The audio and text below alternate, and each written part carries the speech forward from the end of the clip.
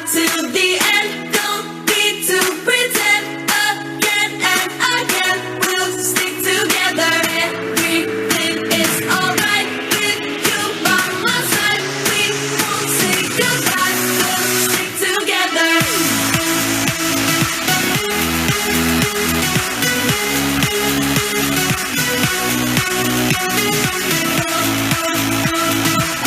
Can. Ah, fantastic. There we go. Got it. Right, that's it. Perfect. So, like I said, if I can put this out to the guys in the church and the people over here and let them hear your take on this, I just want to say straight off the bat how much you've actually inspired me. Not to make you feel uncomfortable, but it's hard to sometimes when you're looking at a pastor and you're looking at other pastors around the world, and it's kind of when you see a pastor specifically with a big church who does as much as what Open Door does, and what your ministry does, it's actually really inspiring, because generally what you've seen over the last lot of years, in the last 20, 30 years, is when a church gets to the mega church status, that it maybe doesn't do as much as what, I don't know if you want to talk about that, if you want to say what, your heart, because it's very noticeable, your heart for people. Oh, thank you, Gary. Well, number one, I don't know who all's seeing this, but I look terrible today. So, dude, I haven't even been awake for like 20 minutes. So, yeah, well, for one thing, Gary, I love you, man, and appreciate the struggle that you're fighting. And I'm so glad that you're in the battle, and so glad, honestly. It's very encouraging to me, man. Very, very encouraging to me. We're out here on the street in downtown Seattle, and we're going to be leaving. We're flying out here in just a couple hours. And again, what we've seen here is, this is, of course, Pride Week, and there's been huge parades here, and it's like, wow. Last night, Leanna and I we were at a restaurant.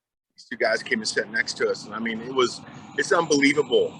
It's truly unbelievable happening against our youth. But let me say this first of all, before to be able to answer your question, is to be able to say, we do, and we have kept it from the very beginning, and we continue, and we insist on this, that we do big church to do big ministry. And if we're not going to do big ministry and make big impact, there's no reason to do big church. Yeah. What's the point? What's the point of gathering thousands of people together if they're not going to be activated towards a specific vision, but not just specific vision of our church, but actually the activation of who they are in Jesus, and go, no, you've got this.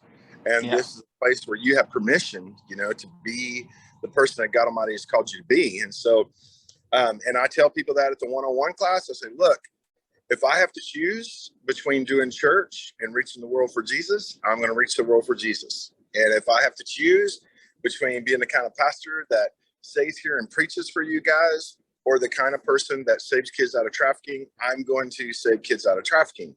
I love being a pastor, and I've been doing that for 26 years and been preaching 5 times a week for 26 years. And I love that. But it not only is it what's real is it's just futile if we're not actually have a ton of things where we can point to and say, the kingdom of heaven looks just like that. Yeah. And so our instinct, which has turned into an operational philosophy, is we do this to do that. And if we're not going to do that, then we're not going to do this. I can preach, I can preach online and not have to mess with thousands of people. All these kinds of things. And so we're very upfront about that, and very upfront. What are the wins, and what do we make a big deal out of what a win is? Do we say a win is that we had 3,000 people on Sunday? We would say yes, that is a win, that there was 3,000 people that gathered there today.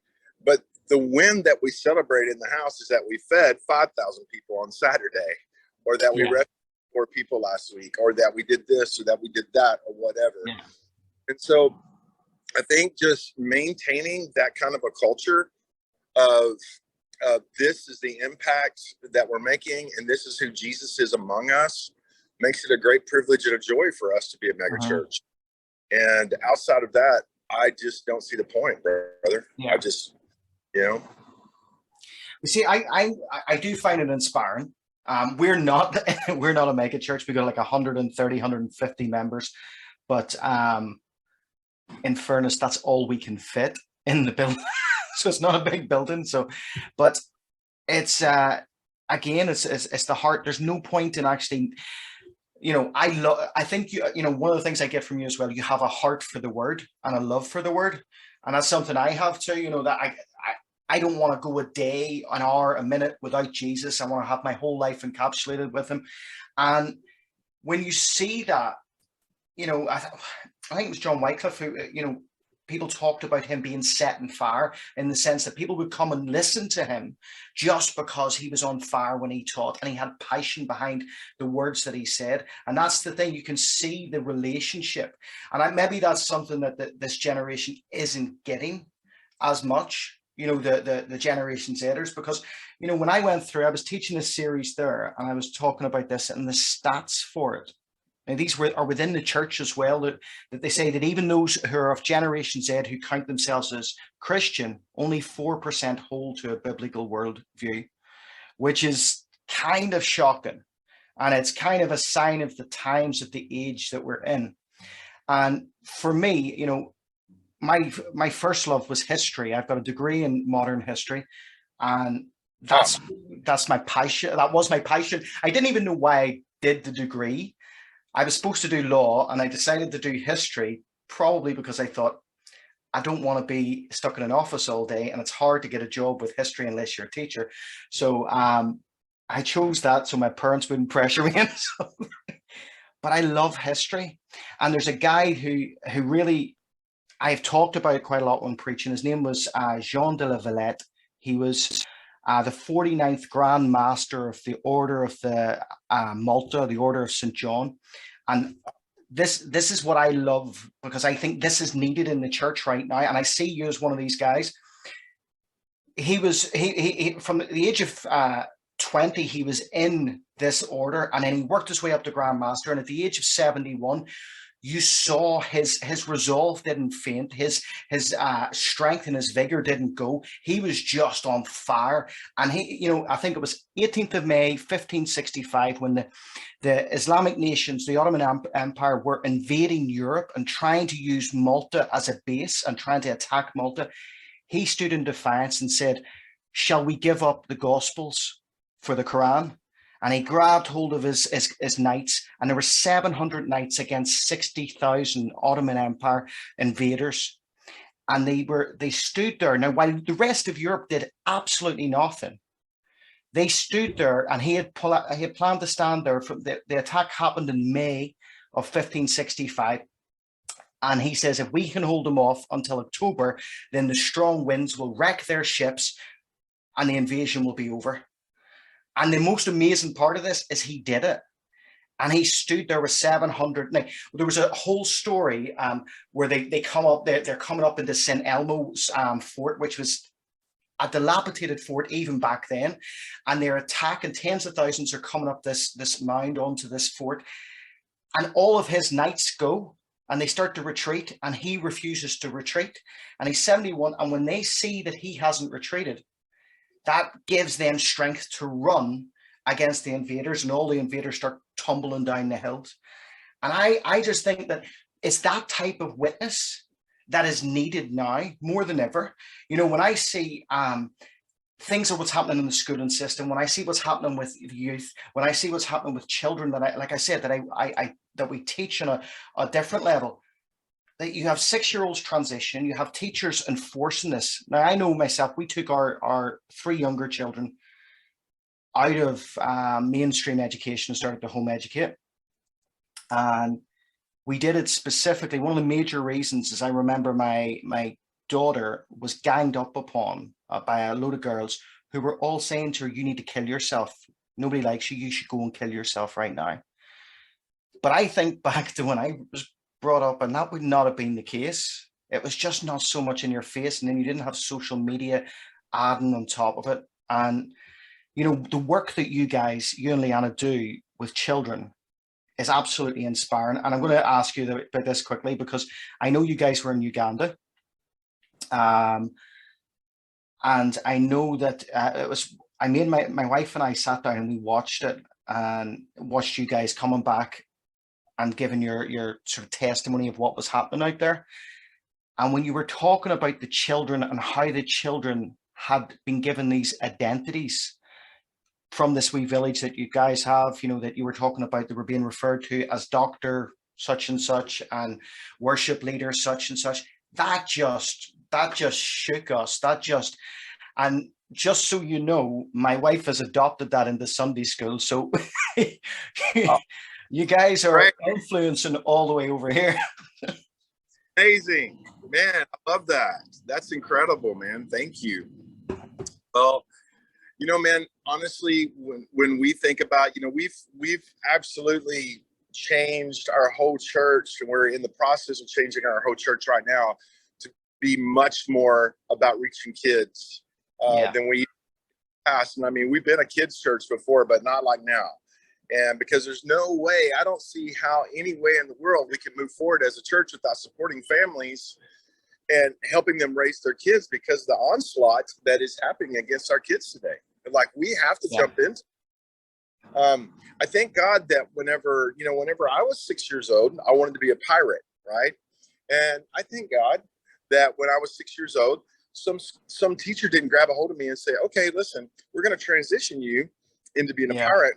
Cut off your hand and put a hook on it, and let's take out your eye and put an eye patch in. You know, the insanity of anybody thinking that that is a legitimate idea is ridiculous, but yet that is exactly what people think here today, and it has become an accepted part of the narrative. And it's become a present reality for people all over the. And then these kids at a certain age, and they'll say, "What is my body has been stolen from?" But I was just going through a phase. I didn't understand how the world. Where was my leadership? Where were the people who were supposed to protect me?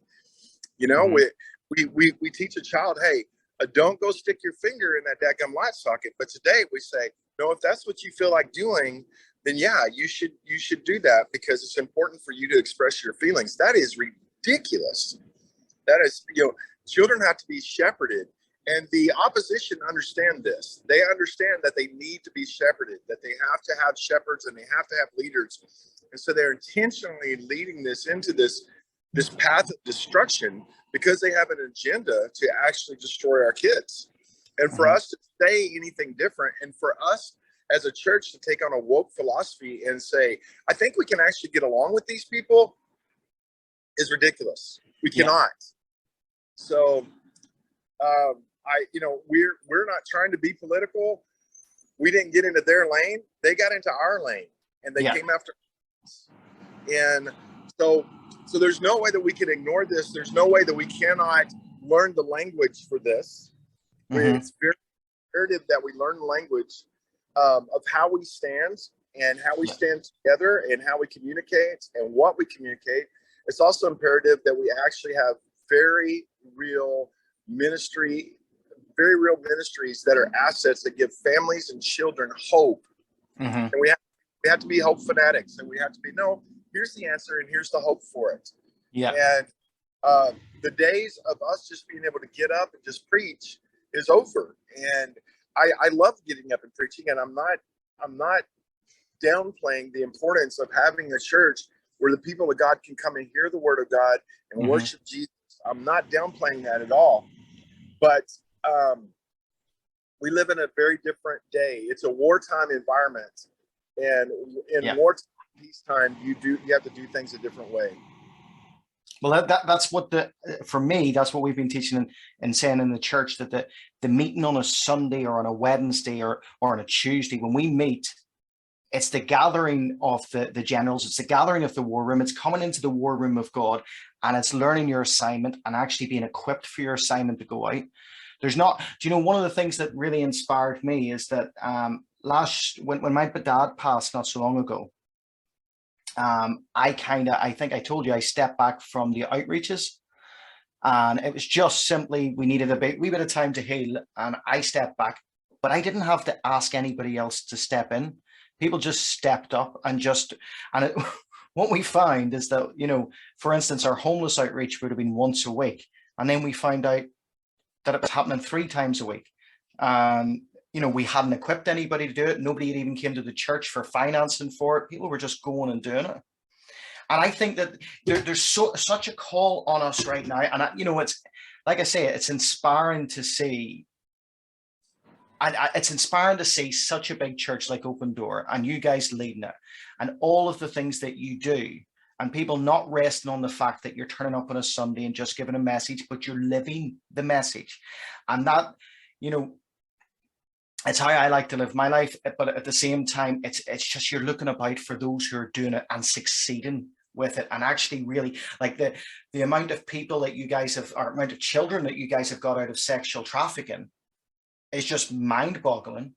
And all of that, that just, it's inspiring. And I think for me, it's needed more and more these days. And I think Isaiah 60, as darkness covers the land, the deep darkness the people, we're told to arise and shine. And I'm not, I don't want this to be a case of me just trying to compliment you continuously, but you guys are really shining. And I think that you're shining because this is from an outsider's point of view, because you are very tuned in to the voice of God. And one of the things that I've heard you guys speak about is having a yes in your spirit. And it's something that, I in all my years in Christendom, I've never really seen that. It's always been a case of, rather than have a yes in your spirit, it has to go to a committee. And when it goes to a committee, then it has to be brought around and we'll have to sit on it for a couple of months. Then we'll pray about it again and then we'll make a decision. But the yes you guys have is awesome. And it just I know Leanna's there, so I'm just saying it to her too. So just, Well, let me just tell you this. So we, in the midst of all of our wins, there are tons of losses, tons of losses, and tons of mess. It's a mess. Yeah. It is it's not like this organized, man, we're so organized and everything happens the way that we want it to happen. I mean, it's really not like that at all. There are things that we strive that we know, hey, we can remove a lot of variables. But again, when you're in a wartime stance, you're micromanaging, through committees, everybody that is on the battlefield. You are actually in the fight and you're having to make moves moment by moment by moment. And there's a lot of mistakes that are made. And so we cannot have a value for not making mistakes. Yeah. We have no value whatsoever for nobody's not trying to mess up. Yeah. I know that sounds crazy, but it's like, we're just trying to do it. And it's like, okay, if that's ugly and if that doesn't work, and if we stepped in, if we didn't do the right thing or say the right thing, step back and then step back into it and try and say the right thing, because there's not a playbook in the sense of for every wartime scenario. There's just not. Yes. So we can't have any kind of culture of shame where we're like, man, dude, you really screwed that up. I mean, really, there's none of that. I address things as a senior leader and go, okay, that was a big mess up. But we do that privately, we do that among us because it's variables that we can actually fix. Yeah. But the majority of things, there be 25 things, and out of the 25 things, 21 of them were colossal failures. And what we're doing is we're just highlighting the 3 or 4 things that actually worked and just go, that was actually a miracle that anything worked. Yeah. And it's very important to put together a culture that thinks it's funny to be like that in the midst of such a serious situation. And that's really difficult. It's difficult. And you have to have a stance where you think it's funny. Where we're all laughing and just going, man, did you see that? That was incredible. Like, at the homeless outreach. Okay, so dude, we're doing this big homeless outreach. The one that we did last week, there was like 5 fights that were out there that were so ugly. I'm talking about ugly. And one of our guys, I'm sorry about that. One of our guys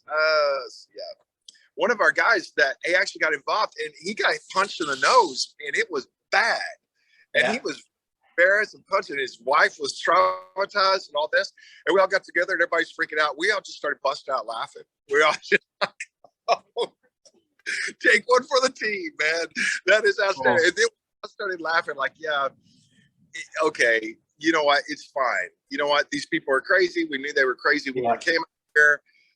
We knew that there was something like this that could actually happen. But you know what? It's awesome. You did a great job, and we're so proud of you, you know? And just to actually change that, to constantly be lifting each other up and be honoring and whatever steps and proactive steps that people are taking, even if it's messy, even if it doesn't go right, even if, you know, the first fruit, and this is another thing too that we celebrate. The first win, Gary, is that we're there. Yeah. And if nothing else happens, if one person doesn't get saved, if we don't see any other fruit out of it whatsoever, the fact that we're there, we will celebrate a win out of that. And just I think, see, even if you're there and you're listening to their story, do you not find even with the, like, I have a real big heart for the homeless. I've been punched when I've been out too. And what was really, it was really embarrassing because I'm standing there and there was about 15 people and one of them came up and he kept sort of punching me in the stomach. Oh. And he was a big guy, but the lady beside me who was with us says, "Oh, I wouldn't do that to him. You're hitting a kickboxing champion." And I'm going, "Oh, no, don't say this. You're going to start," because it's going to just escalate and get bigger. And I find when you're out and you just actually get a chance to hear their stories. And when you see so many people passed in the street, can I tell you a quick wee story that we went out 2 weeks ago, and we went out. It wasn't scheduled, but I had a dream earlier in the week that an individual that we know on the street, we've known him for years. In this dream, he was trying to kill himself. He was trying to take a load of pills, and he was trying to kill himself. And we hadn't seen him for a while. We hadn't seen him for probably about 8 months. And so I got a team together and we says, right, we're going to go out and we're going to look for him. And we just walked around the streets. And I thought to myself, maybe I'm being silly, you know, maybe I'm not going to find him or whatever. And it wasn't that long. And we came across him. And when we came across him, he was sitting, because we would walk around the city centre. And it's quite built up. Even on a Sunday night, you have like everybody getting drunk, everybody getting high, all of this stuff. And we would walk around and he was sitting in front of a bar on the ground, just facing the bar with his sleeping bag. And we saw each other and we just sit with them. We get down on the ground, we sit them with them, we hug them, we cry with them. And I was talking to him, I don't want to say his name, but as I was talking to him, I told him why we were out. I says, I had a dream about you, and this is what you did in the dream. And then as I'm talking, another girl who goes to the church, who works in a homeless hostel, messaged me and said the guy's name, and says, if you see this guy, she didn't know why, that's why we went out, but if you see this guy tonight, can you pray with him? God's put him on my heart. So I showed this message to the same individual, and I said, see how much God loves you. That he's equipping people, he's sending people messages saying, make sure you go and pray for him. And the most amazing part of that night, we spent about a couple of hours with him, and then we were walking around, and there's a big group of people who are out in the street, homeless, and he walked with us, and he admitted to me that he was going to do the thing that I saw in the dream. He was going to take his own life. And he then stood for the next part of the night and witnessed to the other people on the street that this guy came out because God gave him a dream about me. And I just thought, isn't the Holy Spirit is amazing. It's just amazing when you get that.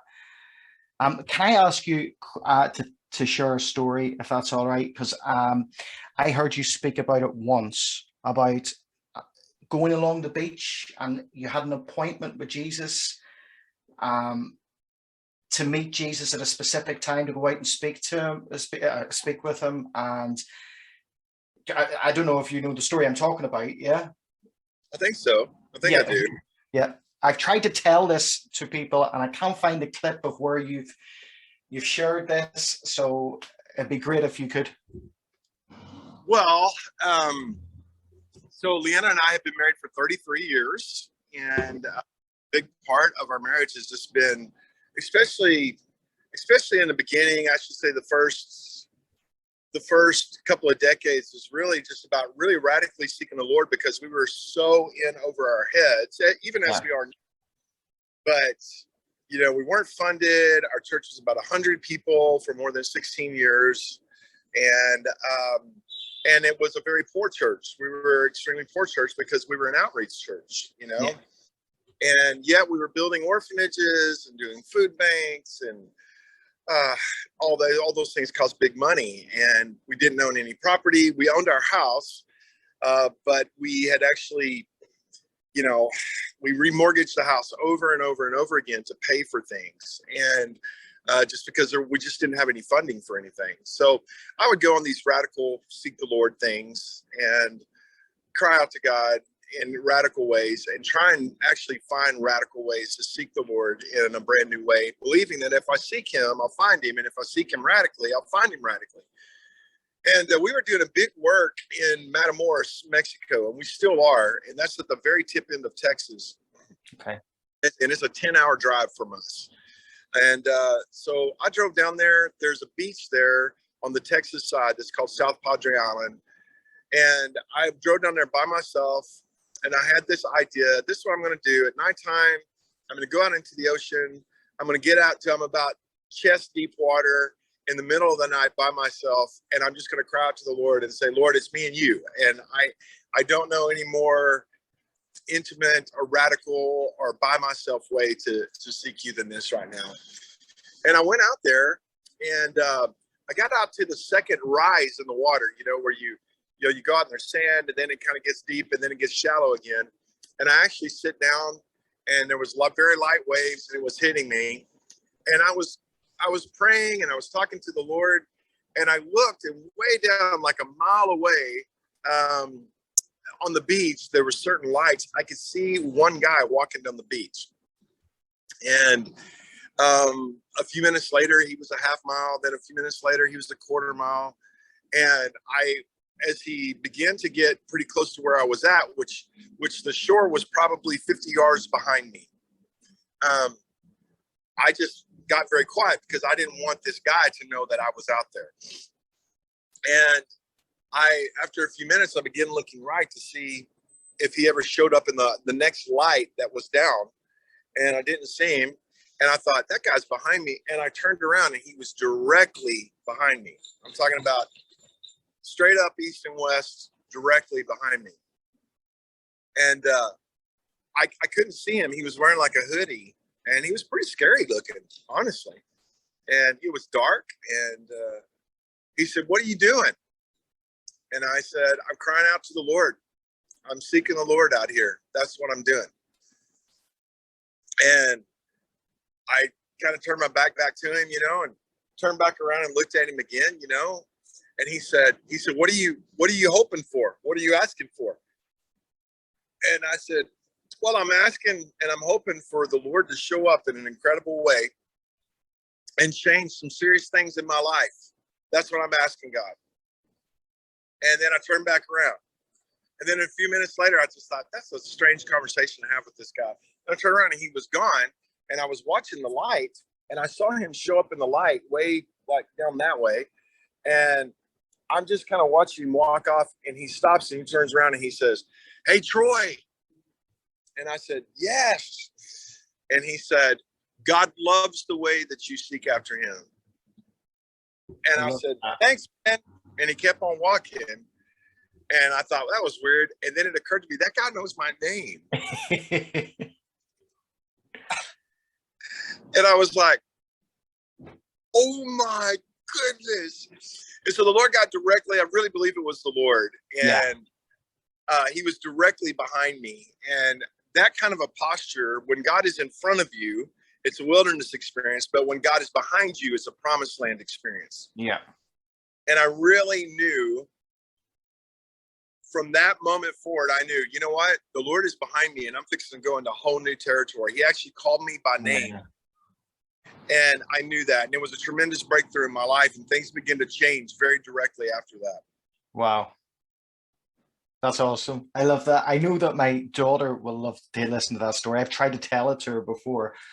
But I love those moments. To me, they're the strengthening moments when, you would see the angel of the Lord or an angel be imparted to add strength to someone. Yeah. I know that when we had, my wife and I had miscarried, I think it was her second miscarriage, and I remember her being extremely down, and we went for a walk in a new place, and I'd actually let her walk this path. It was just a seafront path, and she was walking it way ahead of me, and she stopped and she met this elderly man who, she said, because I didn't hear the conversation, just lifted her spirit completely, lifted the heaviness off her. But when she turned around, he was completely gone, and he couldn't have got off the path, because the only way you could have got off the path is to fall into the sea. So I'm hoping that didn't happen. But just, do you know, it's those moments, I remember, like I told you a little bit of, when you phoned, about my testimony, is I got saved on my wedding day. Wow. Which is weird, right? Yeah. And it kind of freaked my wife out, because we were in St. Lucia, and we'd just said our vows, and we came back to the room, and I broke down crying under conviction. It was nothing to do with my decision to get married, under complete and utter conviction. And I just gave my life to the Lord. And she's sitting in the corner. She wasn't saved. She was drinking 2 bottles of wine at once, thinking that she had married a complete and utter freak. And then that meant that we had, what happened for the next sort of 5 years of our lives is that we were unequally yoked. I thought a lot different than she thought, and she ended up leaving. And I think I told you this before slightly. She ended up leaving, but I remember in the midst of that, it was a massive turning point for me in Jesus, because I came from being saved and entered into religion and knew nothing but religion. But whenever I went through that valley, that's when I gained a relationship. And I remember sitting in my living room. We had been separated. She was living in another place, and we're separated for about 18 months. And I just broke down, crying my eyes out before Jesus and saying, Lord, if we are meant to get back together, just tell me. And if we're not, just let me move on. And the whole room just, like a bulb when it goes supernova, it just started to brighten up like this. And I heard the words, the audible words, which I never heard before. It will be so. So I got a book and I wrote it down. It will be so. But then like a child, I didn't, I'm in this relationship with Jesus. I didn't know, the parameters or anything like that. So I keep asking. And I go, Lord, when will it be? When will we get back together? And I was given the number 3. So I just wrote this down, dated it. Like I said, we've been separated for about 18 months. She's got her own house. I've got my own house. And, the kids are with her and I'm on my own. And it was 3 months to that day that Kelly, my wife, gave her life to the Lord. And it happened to be, get this is the sense of humor of Jesus. It happened to be on our wedding anniversary. So same day I got saved. Right. I just love the way Jesus works. I do too. That's an incredible testimony. That's the coolest thing I've heard all day. Dude, listen, I'm so sorry to cut this short, but I'm about to have no problem. Listen, I want to do this often with you. Yeah. I'm about to be back in Texas for a while. And we may even, if you're interested, we may even do this again this week. If you're interested in doing that, if you have some specific questions or some things like that. And another thing, if you would like, I can have some of my leaders in the room with me in my office. If you want to have some of your leaders with you, and we could all get together and pray together, and we could talk about certain kind of strategies and plans and things. Would you like that? That would be awesome. That would be awesome. I'd really appreciate that. That would be brilliant. Yeah. And so Leanna's like, what about our plans to come and see you? Leanna's asking me about that right now. Yes, you're welcome anytime. Just let us know. And then, and we'll do the ministry thing, but we'll do a tour of the country too. We'll take you around all the sites. Brother, we've never been to Ireland. We're only maybe about 20 minutes away from where St. Patrick was. Wow. If that's interesting. So yes. I love history. I'm a history freak and love history. And I would love that. I would absolutely love that. And so, yeah, man. So you know what? We'll talk about it and see if we can figure out some dates that work for you guys. Yeah, that sounds amazing. Yeah, it'd be fantastic. You're more than welcome. Well, Gary, you are also, just hear me say this, you are more than welcome to come to us. You are more than welcome. And we would host you. You could preach at the church. We have a guest house for you. You could bring whoever you want to bring with you. We would totally host you. You'd have a vehicle. We'd take you all over everywhere and come do life with us for a while if that's what you want to do. Anytime you want to. That would be awesome. I think We love you and we praise God for you, brother. Keep up the good fight, man. You too. And thank you for your patience. Thanks for having me tonight. And thanks to Liana for letting you talk for this long with me. Thank you. God bless you so much, my friend. God bless. Okay, bye-bye. Bye.